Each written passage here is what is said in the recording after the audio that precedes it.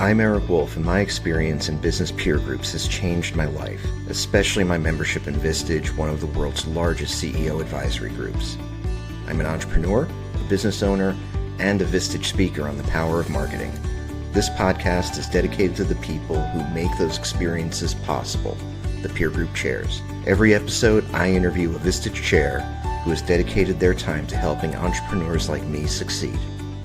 My guest today is Nancy Girres, and Nancy is the best practice chair for Colorado. Nancy, what is it like being in charge of Colorado? I am standing on the shoulder of giants, so it's humbling. Most months, it's very humbling, but an absolute honor. We have some of the best chairs in the world, I believe, and it's just an honor and a privilege to get to be part of that community, let alone help facilitate and build it. And here in Colorado, by the way, it's Nancy first, and then the governor, and then we've got, Yeah, and that's then it should be. Thanks, Eric. Nancy, you're based in northern Colorado. Yes. You're up in the Fort Collins area. Yep. And you have a number of groups going on there. You've got a CE group, a small business group, a key exec group, and a trusted advisor group, and you do all that while also being the best practice chair. What is? I mean, you're leading a very, very Vistage life. What does that mean for you? I when I started, I was 49, and my intent, I started with a small business group back in 2014. And I think back then I thought I'd have a couple of groups and maybe do some coaching on the side, a little facilitation, some strategic planning meetings. And I did for a while. Like my small business group for the first year, then I added the key group, and then I just kind of hung out for quite a few years and did some other things and really enjoyed lots of different ways of coaching because I thought that would be interesting to have the diversity. But what I found is that you could really build a lot of diversity inside a Vistage practice, and you cannot beat the resources that our Vistage allows us to have with so much support. So I actually did an inside group for 5 years as well. That ended a few years ago, but I had a company that did that for 5 years, which was really fun getting to work. And I know you've interviewed chairs that have inside groups. So the only thing I have left, Eric, is the Advancing Leader, which I am going to start one of those in the fall with my daughter. She lives in Omaha, and she's going to Chair Academy at the end of July, and we're going to start an Advancing Leader group in Northern Colorado together and co-chair it, which I'm really excited about. Oh wow, that's so cool. And you're not going to be the first Colorado parent and child chair pair, but that is very, very special. Yeah, I'm excited. And you touched on this, and we were talking about it before we started recording. But one of the things, for a lot of chairs, this is, certainly not all chairs, but there are a lot of chairs who come to Vistage as like, hey, the meaty part of my career is done. I want to do something where I can, work part-time and do something meaningful. But this was not your story at all. You came to Vistage at age 49, and you were like, no, this is the meaty part of my career. Exactly. I mean, I spent 30 years in men's formal wear. So I cut my teeth on leadership with 100 employees and kind of working my way up from a store manager to being the president for the final 4 years. And that's where I found Vistage. I was a member. My CEO, I was a hired gun. So my CEO handed me a Vistage brochure and said, I think this would be good for you because I don't know what else to teach you. We've spent 7 years together, and I don't know what to do with you. And so he gave me a CEO group as a development tool, and it absolutely changed my life. I always tell people this has changed my life twice, once as a member, now as a chair. And I just remember thinking that's the coolest job ever. I really want to come back to that someday, but thought I needed more experience, and I absolutely did. So I think what it afforded me to do was have the walk in your shoes. And when I left that business at 49, I still was in the trenches of business development and sales. So while you have heard a lot of chairs say it's the hardest thing I ever did was build a group, Yeah, that was not the hardest thing I've ever done. I've done a lot of hard things. Building a group was exciting and fun and exhilarating. Part of it, I've lived in Northern Colorado a long time. I moved in 1984. And so I had a lot of connections and network, which really helped make introductions for me. But I knew this would be the richest thing I've ever done, the most meaningful, purposeful. I couldn't have imagined as great as it has been for the last 10 years, but I set out to build a career, be my own boss for the first time, decide who I get to work with, which has been the biggest joy. My heart goes out to people managing people because it's a lot of work. And I don't miss that. I don't miss that at all. I did my time, Eric, and now I'm happy to get to facilitate and work with people, but not solve all their problems. And that is a very, very important distinction between even a consultant and a Vistage chair. Yeah, absolutely. It's absolutely, that you are there to help but not do. Oh, right. And I think there's so much pressure. I actually remember standing in line to take my picture when I went to San Diego the first time to do the training. And I'm standing in line with Stanford, Notre Dame, Harvard graduates. And I'm a farm girl from Iowa. And I have a 1 year business degree and then 30 years of hard knocks training and a pile of books that I read to figure out what I didn't know. And I remember thinking, they've recruited me wrong. There's no way I can do this. And I think 3 out of 80 of us had groups after that. And it took me a while to come to this, that it's actually the fact that I don't have all the answers that makes me a really great chair. Because I couldn't solve your problem for you if I tried. And people that are looking for that their chair is going to be their hero, their savior, that is not my model. I think you should be the hero in your own journey. And if I do my job, I am putting a room full of really incredible people together that are going to be the lifeline you always wish you had. And that's what I do really well. I'll get the right people in the room. I'll stay out of the way. I'll ask good questions. I might guide you down a path to figure it out and find and discover. But that's not me. I won't be the one telling you what to do. I couldn't if I tried. Captain Kirk was also a farm kid from Iowa, so Oh, perfect. I'm in good yeah, you company. guys, yeah, you guys do okay. I love it. So and you definitely alluded to this, but it has been a recurring theme when I talk to Vistage chairs that they say, you go to Chair Academy and you're like, yes, this is amazing. And then they sort of, set you out into the wild with a 6-month time frame and a goal to recruit 8 members. And, folks will say like, yeah, that's the hardest thing I've ever done. So I would like to hear from your perspective, hey, what was that process like for you, and what would you tell somebody that's looking down the barrel of that 6-month deadline and feeling the pressure? But I'd also like to hear what was the hardest thing about transitioning to Vistage. To me, when people make the choice, Vistage or something else, you want to be a coach or you want to work with groups, there is no better model. They are a phenomenal training organization. And the one thing I haven't shared, I joined the faculty team a year ago because I wasn't busy enough, Eric. So I joined the faculty team. Right. So I get to help train new chairs. And the thing I love about it is that why would you do it alone when there's this perfect model set up and the training is second to none? So I felt like when I came out of academy, yes, it's overwhelming. Yes, it's daunting, no doubt about it. And there's a roadmap. So when people say, I actually launched in 4 months. And when people say, how did you do that so fast? I just did what they told me to do. I didn't know any better. And I figured they've been doing it for 60 years. How could I know better than they do? So I'm good at taking direction most of the time.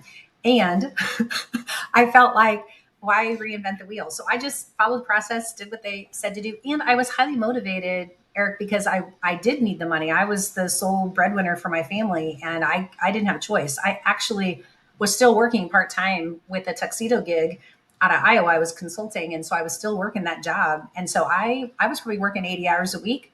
And I knew if it's going to be painful and it's going to take a lot of hours, I wasn't afraid of that. I've worked a lot of hours my whole life, but get it done and get it done quickly. Because why would you want to be in pain longer? So just get through the process, make it happen, and do it as fast as possible. Which is the same model when I just did my CE group in December, And I did it in 90 days. I'm like, if we can pull this off in 90 days, I'll put a group together. Now, I took a few people out of my small business group that were growing and too big, but I still recruited the other half to get to 10. We launched with 10 in December. And I mean, it's just like, just go. My advice is go hard, work harder than you've ever had. And if it is difficult for you, just push through it. But why would you want to take 6 months if you could do it faster? Like, it doesn't have to take that long. So that's my advice. My PI is Maverick. I have a terrible time taking directions, and so I would probably struggle with that. Yeah, What was probably. what was the toughest part about coming into the Vistage world from your corporate, now you were doing consulting, and now you've got Yeah. these groups, and it's obviously a very different gig. This is What was the hardest part of the transition for you? when I lost my first member, I thought I was going to die. I am so attached to their success, so attached to helping them make their dreams come true. And it's really hard. I'm 5 out of 7 kids, so I take everything personally, which I think is part of my huge sense of responsibility and how much I care about people. And I always look inward first, like, oh my gosh, what have I done? Like, this must be something I've made a mistake on. So the hardest thing was for me to learn it's not about me, and that, I mean, sometimes it is, but most of the time, most of the time, it's just circumstances, things change. And so one of my fellow Colorado chairs told me early and often, every time you sign a member, they're leaving. You just don't know when. And so just to kind of toughen up my heart that I'm going to have to say goodbye at some point, even though I don't want to ever. So that's been the hardest part, is the letting go. I choose you. You're in my group. We have these amazing transformational moments together. And then the day that you say goodbye, I feel like it's just a sad breakup. It's hard, even though it's all the right reasons and they've done all the things they said they wanted to, and I'm so proud of that and proud of them. It's still hard. Even when somebody leaves you for the right reasons, it is, Yes, yeah. yes, it's still hard. Yeah. What's what is the most, and certainly don't share anything confidential, but because obviously Vistage groups are confidential. But what's the most, I guess, what was that moment in your group that ended up being like most meaningful for you as you were getting started? You know, the thing that happened in the group that you said, "Oh my God, this is real. We're Mm. here. We're doing this." One of my favorite exercises, and I did this pretty early in the group, was you draw pictures, 5 pictures of the most important things in your life that make you who you are. And in sharing those 5 pictures, people shared really vulnerable things. And that first meeting between the I am poem, which I don't know if you've gone through that before, where you write a poem of who you are and where you come from. Those two exercises, where there's not a dry eye in the room, and you realize people have just shared something they've never shared with anyone. And several said even their spouse didn't know, or their children didn't know. And that level of intimacy, which I'm a huge fan of Stephen Covey's Speed of Trust, when people say, well, how long does it take to build trust? And some people say forever. You got to do whatever, you got to prove it. Blah. And his answer is as long as you want it to. And so if you walk in with the assumption in the belief system that I already trust you and I deem you trustworthy to hold the things that are most important to me, no member goes where a chair is not willing to go. And I'm incredibly vulnerable because I don't know any other way to be. And so I always share everything early and often about who I am, where I come from, the things I've struggled with, things that have been really hard for me. And in that space, I think it makes it comfortable for other people to be brave, because that piece is not hard for me. There's a lot of things hard for me, Eric, but that piece is not hard for me. So I love that part of all. And the minute somebody shares something and they get moved emotionally and the whole room shifts, those are all the moments. I mean, and I'm so blessed. It happens almost every month on some level in every group. And it's just powerful. Like, I don't know where else in the world people get to have these conversations. And we're so fortunate. You mentioned a few minutes ago, to go back to something that's been sticking in my head.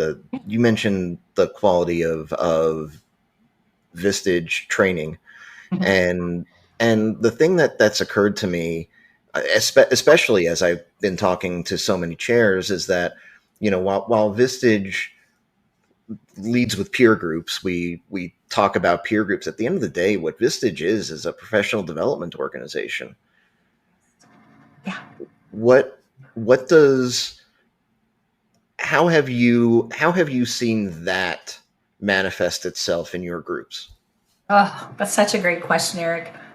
It's interesting because I have a member who's been with me. He's been a Vistage member for 10 years. He came from Houston, started in my key group, then became president of his organization. So moved up to my small business group, then became CEO of the organization. The organization had doubled in size, maybe even tripled by then, moved into the CE group. And now he's moving back to Houston. And so all the things, like I've watched him develop. He's the most incredible human being. And he just wrote a testimonial for me today because I'm working on a new website. And his statement is something to the effect of, I'm a better husband, I'm a better father, I'm a better leader, I'm a better teammate, I'm a better collaborator. And when I think about our professional development, I just can't separate personal and professional because I don't think we're two separate people. Like, if you're going to grow in your business, you're growing at home. If you're growing at home, you're growing as a leader. Like, all those things affect every area of your life. And I think we really sell that short. So, Vistage does all the training for nuts and bolts. How do you develop candidates? How do you pick the right people? How do you build a group? How do you facilitate a meeting? In spades, they're amazing at that. And the super secret sauce is the continual practice on how do we become better humans? Because if I'm not doing that, if I'm not leveling up, if I'm not getting better every day, how do I expect my members to? And so this is, again, it's just like, if a chair is doing that work, your members are doing that work because we're all in it together. And when I think about the difference, I mean, holy cow, Eric, 10 years ago, I would never have guessed this is where I would be. And I mean, a year ago, my word, I always have my groups do a word every year, like with the one word. Have you heard that? So you pick one word every year instead of a New Year's resolution. Well, Hmm. my word last year was create. And my whole intention was to create new opportunities, to create better relationships with a few key people in my life that I was struggling with. And one was to level up. I got remarried 2 years ago, which that in and of itself leveled up so many parts of my life because I finally found a partner that encouraged and inspired me rather than, wanting to put a lampshade on me. And that has made a huge difference. But you take that combination, and then I said, I want to MC Chair World this year. And I thought it would take me 5 years to get the nod to say yes. And I got to do it. So in January, I'm on stage at Chair World. I get to MC with an Australian chair, Jerry Kleeman. We had so much fun. And people are like, why would you want to do that? Like, I don't know, but I did. And so I threw my hat in the ring. It was scary. It was totally exhilarating. And then, it's like, I wanted to do more training. I did the faculty thing, but like every area, I got to go to Argentina last month and train 120 Argentina chairs on their 25th anniversary, 20-year chairs, brand new chairs. Like, what an opportunity of a lifetime. And if you'd asked this little girl from Iowa if that was going to be in my future, I would have laughed. I wouldn't have even known how to get on the plane. So, professional development, yes. And people seeing things in you long before you see them in you, which is what I hope I do for my members. Like, there's this whole believing people into who they're meant to be long before they even see it for themselves. Vistage has done that for me. My members do that for me. Vistage Corporate does that for me. Yeah, it's pretty beautiful. You've got and if you're not already spread too thin, you've also got a number of outside interests that you're involved with serving on the boards of charitable organizations and taking your leadership over there. What can you talk a little bit about the causes and the things that are important to Oh, you that you've been sure. working on? I was with the Boys and Girls Club for a long time and then took a break when life got a little crazy. Was going through my divorce and just teenage kids and all the things. And then just recently joined the SABA board, sexual assault awareness. And that matters to me, empowering women against just these awful things that happen. That if there is any one person that I could influence, it would be females where bad stuff happens and then it defines their life. And if there's a way to help make a difference where people have resources where they can thrive and they can continue to grow and be inspired by life rather than that being the thing that puts them in a box under a bridge for the rest of their life, I want to be a part of that. That matters to me a lot. And if I'm not doing those kinds of things, I have a 5-year-old granddaughter and a 3-year-old grandson who are the apples of my eye that are in Omaha, Nebraska. And I always say, I'm never moving to Omaha, but I do go there a lot. If they lived closer, I would have no self control because being a grandma is the coolest thing in the whole world. And I love that job. So, three grown up kids, 2 grandbabies. I love my family, love entertaining and cooking and spending time with them, traveling with my husband, even if it's just sitting under the stars in the mountains. Yeah, I live a pretty blessed life. Very cool. You're living the dream. It's I awesome. really am. I really am. I feel so inspired every day to get to do the work that I do that affords me the opportunity to make the choices I get to make. And I think that's the greatest thing about Vistage is yes, you're your own boss, your own person, you choose who you work with. And the career is still very flexible. I can make all the money I want to make and I can still have a flexible life where there's room for other things that matter to me. What is being the best practice chair? What does I guess how does that change your perspective? I think it took me the first year, it's been just a little over 2 years. It took me the first year to not throw up before the meeting and then cry after the meeting. This is full vulnerability here, Eric, because I just didn't feel worthy. And I felt like, my style is so different than our former best practice chair, who's a brilliant thought leader, more structured. I'm definitely not structured. I'm kind of fly by the seat of your pants. There's an agenda. I very rarely follow it. I'm much more intuitive, follow the energy in the room. Whatever shows up is kind of what we do. Half the time I change on the fly just because it doesn't feel right. And I've learned to trust that. And I have to say, the great Janet Fogarty, which I know you've met her and everyone knows her worldwide knows her. She has been the single greatest resource to help me lean into my own gifts instead of comparing them to other people. And that's the hardest thing, Eric, about we have world-class chairs in Denver. We just do. There's so many giants that I look up to and have been my mentors that I have paid to coach me. And now I'm not coaching them, I'm facilitating, right? But my intent is every month I'm providing a world-class meeting where they can get some ideas and steal some things and use in their own group. And if I'm giving them that, plus they're getting to be members for a day. So that one day they get to just relax and participate and be a member and not have to be on. I tell you, the hardest thing is I lost that for myself. I don't have this place to go now where I get to be a member. So I really do miss that. And it's an Well, they need honor. to have a group of you guys. Oh, right. Well, and we do. The best practice chairs, we meet. We just don't get to meet in person very often. But we've been Gotcha. talking about doing a retreat for best practice chairs, but somebody's going to have to run it. I don't know who's going to volunteer to do that.